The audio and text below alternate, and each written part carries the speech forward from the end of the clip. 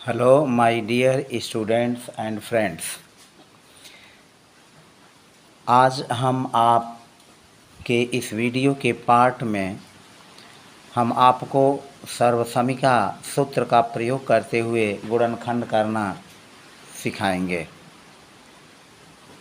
और इस सर्वसमिका सूत्र का प्रयोग करके गुणनखंड करना बहुत ही आसान और सुगम है। मुझे उम्मीद ही नहीं, पूरा विश्वास भी है कि आप सब बहुत से गणितीय सूत्रों का प्रयोग करना, उनका उपयोग करना, अनुप्रयोग करना और उनसे संबंधित प्रश्नों को हल करना भी जानते हैं। फ़िलहाल यह वीडियो उन सभी के लिए उपयोगी है जो विभिन्न प्रतियोगी परीक्षाओं में सम्मिलित होते हैं और विभिन्न प्रकार के बोर्ड एग्ज़ाम में सम्मिलित होते हैं और आने वाली प्रतियोगी परीक्षाओं के लिए अपनी तैयारी करते हैं। चूँकि गणित एक लंबा विषय है और श्रम साध्य और कठिन भी माना जाता है, लेकिन वही एक कहावत है कि practice makes a man perfect. अभ्यास किसी को भी पूर्ण बना सकता है। तो लगातार बार बार अभ्यास करने से आपके गणित के सवाल भी आपको आसान लगने लगेंगे और उनको आप बहुत आसानी से हल कर सकेंगे। तो हम अपनी पिछली वीडियो में सर्वसमिका का उपयोग करके गुणनखंड करना बताया था। इस वीडियो में भी सर्वसमिका a - b का होल स्क्वायर बराबर a square minus 2ab plus b square का उपयोग करके ही हम गुणनखंड करना सीखेंगे। तो फिलहाल इस वीडियो में आप देखें कि यह जो हमारा सूत्र है, इस सूत्र में a पहला पद है और b दूसरा पद है, यानी पहले पद में से दूसरे पद को घटा करके उसका वर्ग किया गया है। तो पहला पद ऋण दूसरा पद का वर्ग बराबर हुआ पहला पद का वर्ग ऋण 2 गुणा पहला पद गुणे दूसरा पद और फिर धन दूसरे पद का वर्ग। तो इस सूत्र का उपयोग करके हम अपने सवालों को हल करेंगे। हम एक उदाहरण लेते हैं और इस उदाहरण से आपको समझाते हैं। जैसे मान लीजिए हमारे पास एक सवाल है, x पर 2 की घात माइनस 4xy और प्लस 4y का होल स्क्वायर। अब इस सर्वसमिका से अगर हम मिलान करते हैं तो सर्वसमिका जो a स्क्वायर है उसकी जगह यह पहला पद x स्क्वायर है। तो हम इसको x को लिख सकते हैं छोटे कोष्ठक में लिख करके और इसको लिख सकते हैं x स्क्वायर, फिर माइनस और फिर यहाँ जो 4y है, इस 4y को हम लिख सकते हैं 2y पर 2 की घात। जैसा कि आप जानते हैं 4 का गुणनखंड होगा 2 गुणे 2, तो 2 गुणे 2 यानी आप इस तरह से समझ सकते हैं, यह 4 का गुणनखंड होगा 2 गुणे 2, तो 2 पर 2 की घात हो जाएगी और y पर फिर 2 की घात होगी। तो यह जो है घातांक नियम से इसका हो जाएगा 2y पर कुछ इस तरह का 2 की घात। यानी यह घातांक नियम जब हम लगाएंगे तो इस घातांक नियम के हिसाब से यह जो 2 पर 2 की घात है और y पर 2 की घात है, यह हमारा हो जाएगा 2y पर 2 की घात, क्योंकि यह भी 2 की घात है, यह भी 2 की घात है। तो इस तरह से यह 4y का वर्ग हो गया 2y का वर्ग। अब जो 4xy है, इसमें पहला पद जो यह x है हमने लिख लिया यहाँ x, जो दूसरा पद है यह 4y का जो वर्ग है 2y, इस 2y का जो वर्ग है यह 4y, तो हमने यहाँ लिख लिया 2y। अब हमारा बच्चा क्या, पहला पद गुणे दूसरा पद, यानी x का जो पहला पद है वह x लिखा, हमने 4y का जो वर्गमूल आया 2y, यानी 2y का वर्ग करने पर तो यह 2y हमने मान लिया है दूसरा पद है, क्योंकि ये पहला पद है, ये दूसरा पद है, तो b के जो रूप का है वो दूसरा पद है। और फिर हमने लिखा यह जो 2 है यहाँ लिख लिया हमने 2। तो अब देखें यह हुआ a स्क्वायर की जगह x स्क्वायर हो गया, 2 यहाँ हो गया, फिर a पहला पद की जगह x हो गया, दूसरा पद b की जगह यह 2y हो गया और फिर प्लस b का वर्ग यानी 2y का वर्ग हो गया। और इसका जैसा कि आप इस सूत्र के माध्यम से देख पा रहे हैं, इस सूत्र के जरिए कि हमारा पहला पद ऋण दूसरे पद का होल वर्ग है, तो हमारा पहला पद है ax और दूसरा पद है 2y, तो हम यहाँ लिख लेंगे 2y और फिर इसका वर्ग कर देंगे। तो इस तरह से गुणनखंड हो गया इसका x माइनस 2y और फिर हो जाएगा x माइनस 2y। तो इस तरह से आपने देखा कि यह सर्वसंख्या का उपयोग करके हमने इस गुणनखंड को कर लिया। इसी तरह से अन्य प्रकार के उदाहरणों को भी लेकर के आप आसानी से जो है इसको हल कर सकते हैं और इसको बहुत कोई कठिन नहीं है। हम विभिन्न प्रकार के उदाहरणों के माध्यम से जैसे जैसे हम प्रैक्टिस करते जाते हैं, जैसे जैसे अभ्यास करते जाते हैं, तो हमारा जो सवाल लगाने का तरीका है वो मजबूत होता जाता है और हम भविष्य में लेकर के उसको आसानी से कर सकते हैं। तो फिर फ़िलहाल हम एक अन्य उदाहरण को भी लेकर के हल करते हैं और इसको प्रयास किया जाता है कि आप इसको अच्छी तरह से सीखें। मान लीजिए हमारे पास इस तरह का एक दूसरा सवाल है जिसको हम हल करते हैं और हमारा सवाल है कुछ इस तरह का। जो दूसरा सवाल है वो दूसरा सवाल इस तरह का है। यह दूसरा सवाल हमारा हुआ, यह देखें आप, दूसरा सवाल यह है। दूसरा सवाल क्या है? हम लेते हैं 45 a क्यूब b, यह हो जाएगा हमारा 45 a पर 3 की घात 45 a पर 3 की घात 45 a पर 3 की घात इंटू b और फिर प्लस 5 ab पर 3 की घात और फिर माइनस 30 a स्क्वायर और फिर हो गया b स्क्वायर। इस सवाल को हम लेके हल करते हैं। तो इसमें आप देखें कि यह 45 फिर यह 5 और फिर यह 30 है। तो यह 5 के गुणनखंड के रूप में है, यानी 5 से अगर हम भाग दें 45 में तो 5 नवा 45, फिर 5 इकन्ने 5 और 5 छक्के 30, यानी इसमें 5 कामन है। और फिर यहाँ देखें b इसमें भी है, b इसमें भी है, b इसमें भी है। यहाँ b पर 3 की घात है, यहाँ b पर 2 की घात है और यहाँ b पर 1 की घात है। तो हम जो मिनिमम घात का है b पर 1 की घात, इसको भी हम कॉमन कर लेंगे। और फिर देखें यहाँ a पर 3 की घात है, यहाँ a पर 1 की घात है और यहाँ a पर 2 की घात है। तो मिनिमम a पर 1 की घात है, तो हम इस 1 की घात को भी, a पर जो 1 की घात है इसको भी हम कॉमन कर लेंगे। तो अब हमारा बचेगा क्या?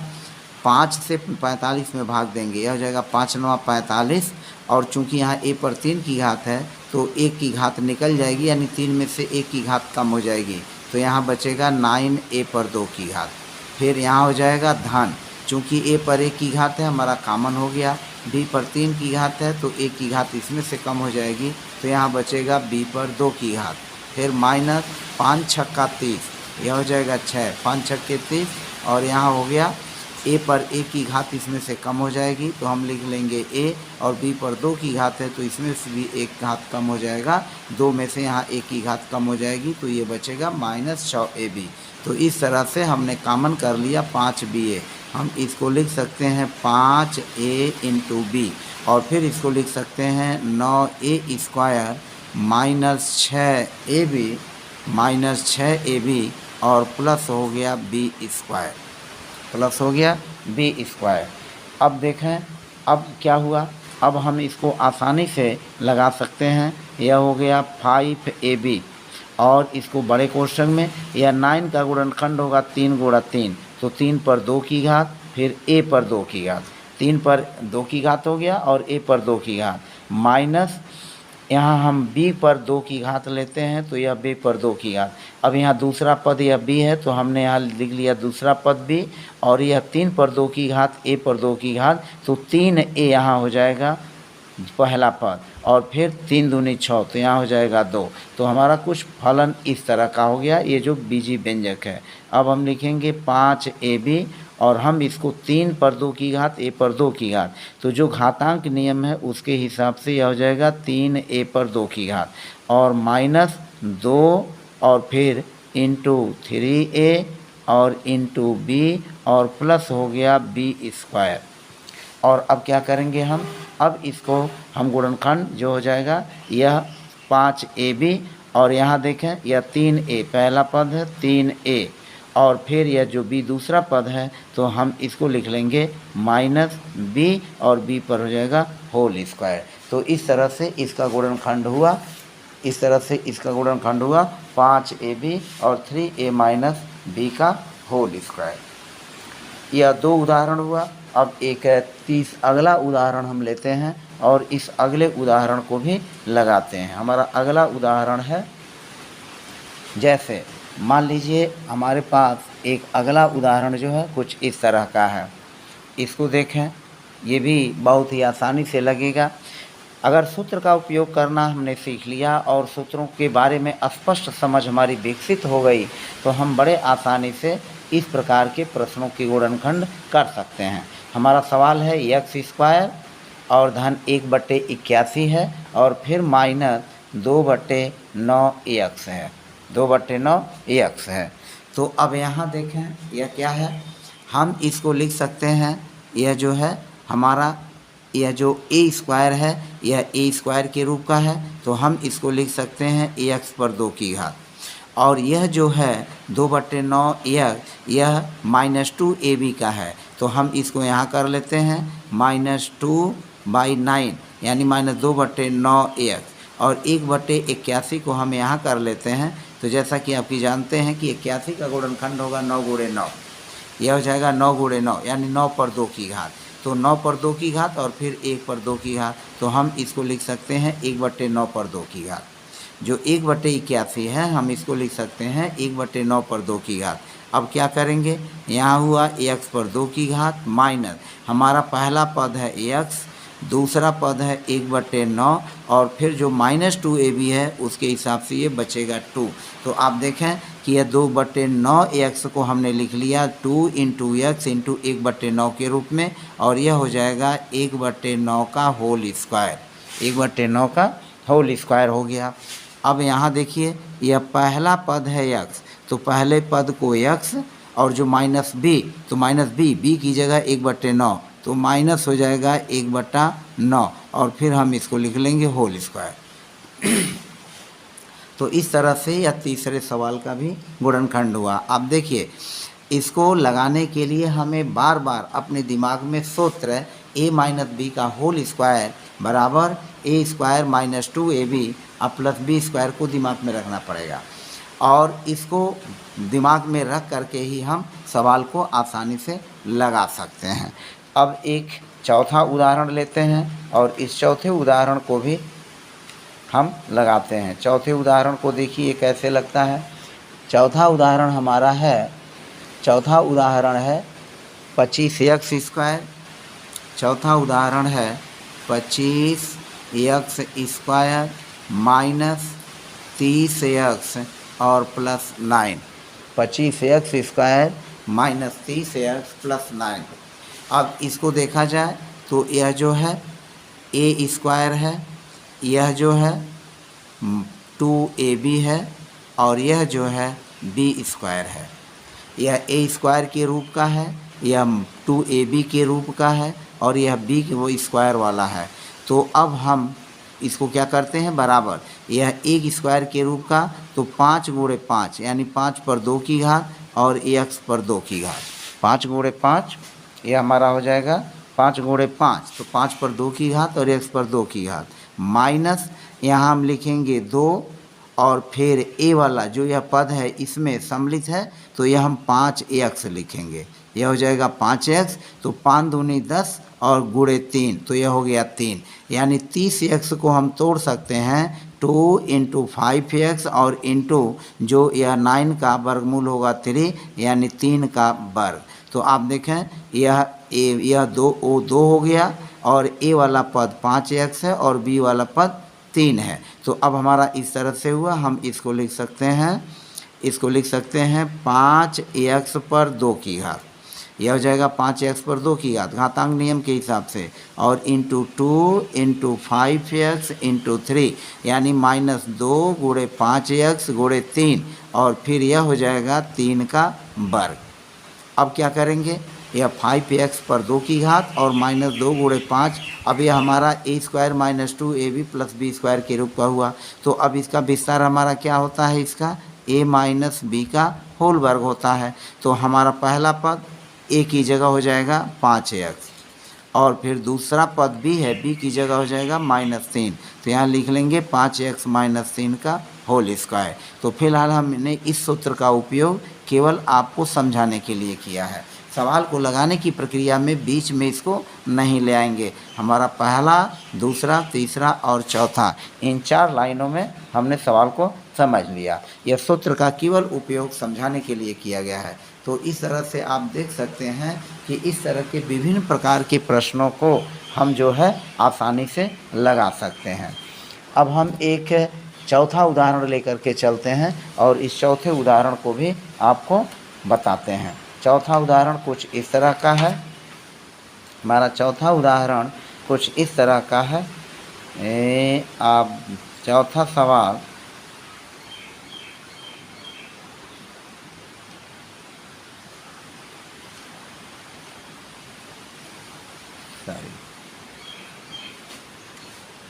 हमारा अगला सवाल है और अगले सवाल को आप, यह जो है हमारा अगला सवाल कुछ इस तरह से है। अगला सवाल हमारा है y स्क्वायर -4y और +4, y स्क्वायर -4y +4। अब हम इसको लिख सकते हैं y पर 2 की घात और माइनस, इसको अभी यहीं छोड़ते हैं, +4 है, +4 को हम लिख सकते हैं 2 × 2 यानी 2 पर 2 की घात।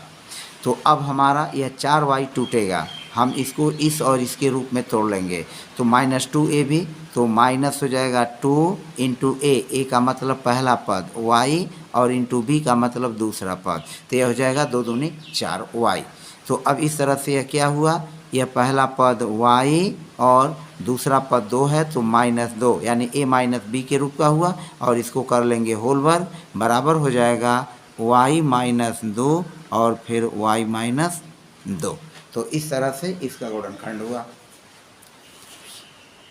माय डियर स्टूडेंट्स, जैसा कि आप अब समझ गए होंगे कि हम इस तरह के सर्वसमीका का जो a - b का होल स्क्वायर है, इस सर्वसमीका का उपयोग करते हुए बराबर a² - 2ab + b स्क्वायर, इस सर्वसमीका का उपयोग करके हम अपने गुणनखंड के प्रश्नों को बहुत ही आसानी से हल कर सकते हैं। अब एक छठा उदाहरण लेते हैं और छठे उदाहरण को हम आपके साथ साथ जो है मिल करके लगाते हैं और आप अपने दिमाग में भी सोचते चलें, या अगर कापी कलम लेकर के बैठे हों तो उस पर लगाते चलें और आप तालमेल बिठाएं कि क्या मैं जिस तरह से लगा रहा हूं उस तरह से आपको समझ में आ रहा है कि नहीं। अब यहाँ देखें, यह 9x का वर्ग है, तो 9x के वर्ग को 9x का वर्ग ऋण 12x धन 4। अब हम इसको कैसे लगाएंगे, इसको लगाएंगे ठीक उसी तरह से 9 का गुणनखंड हो जाएगा 3 × 3, तो 3 × 3 3 पर 2 की घात और फिर हो जाएगा x पर 2 की घात। 9 का गुणनखंड हो जाएगा 3 × 3, 3 × 3, 9 का गुणनखंड होगा। जैसे कि मान लीजिए 9 है तो 9 बराबर हो जाएगा 3 × 3, तो हम बराबर लिख लेंगे 3 पर 2 की घात कुछ इस तरह से। तो यहाँ 3 पर 2 की घात हो गया, x पर 2 की घात, और माइनस जो यह 12x है इसको हम तोड़ लेंगे 2ab के रूप में। 12x को हम तोड़ेंगे 2ab के रूप में, तो यह हो जाएगा 2 गुणा, यह चूँकि 3x होगा तो 2 × 3x और फिर गुणा हो जाएगा 2, तो 2 × 3 = 6 दूनी 12, तो यह हो जाएगा। और फिर यह 4 है, तो 4 का मतलब 2 × 2, तो 2 × 2 यानी 4 का 2 × 2 यानी 4 हो जाएगा। और फिर हम लिखेंगे 2 × पहला पद 3x और इंटू दूसरा पद 2, तो यह हो जाएगा 2 × 3 = 6 दूनी 12। यह पॉइंट नहीं है, यह इंटू का निशान है। अब हम क्या करेंगे, इसको ऐसे लिख सकते हैं 3x का वर्ग, इसको हम लिख सकते हैं 3x का वर्ग माइनस, फिर इसको 2 × 3x × 2 और फिर प्लस हो जाएगा 2 का होल स्क्वायर। अब क्या करेंगे, इसको हम देखते हैं कि यह 3x पहला पद है और दूसरा पद 2 है, तो हम लिख लेंगे 3x - 2 का जो हो जाएगा होल स्क्वायर हो जाएगा। तो इस तरह से हमने देखा कि a² - 2ab + b स्क्वायर के प्रश्नों का गुणनखंड किस तरह से होता है। एक अन्य उदाहरण लेकर के चलते हैं और इसको भी जो है हम लगाने की कोशिश करते हैं और देखें कि आप कितना आसानी से ये सवाल आ जाता है। एक उदाहरण और हम लेके चलते हैं और इस उदाहरण को लगाने की कोशिश किया जाता है और ये कैसे लगता है आप बहुत ही आसानी से समझ जाएंगे। हमारा सवाल है 9x4। हमारा सवाल है 9x4।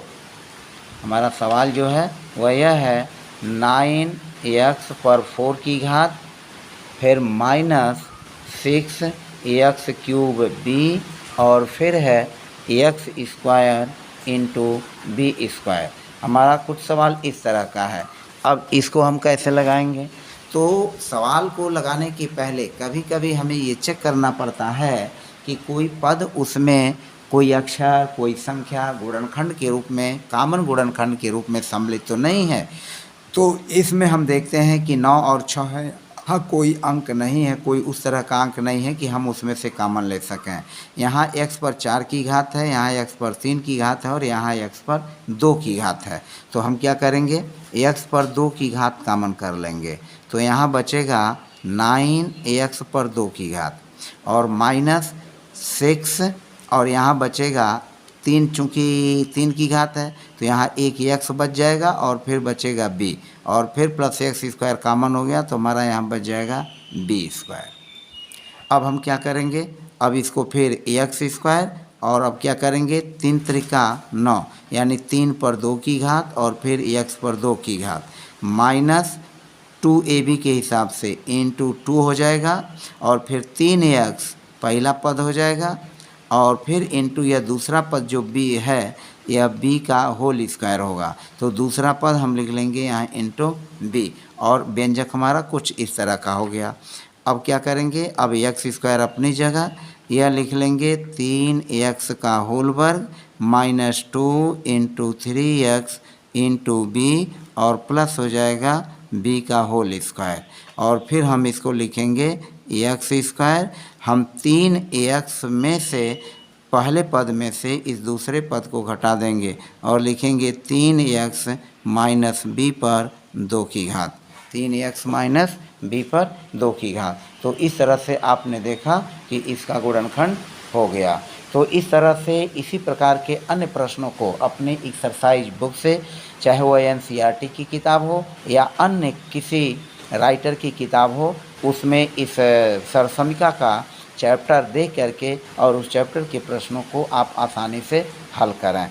तो फिलहाल आज की वीडियो में बस इतना ही। अब शेष अगले वीडियो में और चलते चलते जो मेरा पुनः बार बार आपसे आग्रह रहता है कि इस वीडियो को लाइक और सब्सक्राइब अवश्य करें और वीडियो पर कमेंट अवश्य करें, जिससे हमें कुछ जानकारियां आपके माध्यम से मिलें और उसी के अनुसार हम अपने कार्य को आगे बढ़ा सकें। बस आपको ढेर सारी शुभकामनाओं सहित धन्यवाद।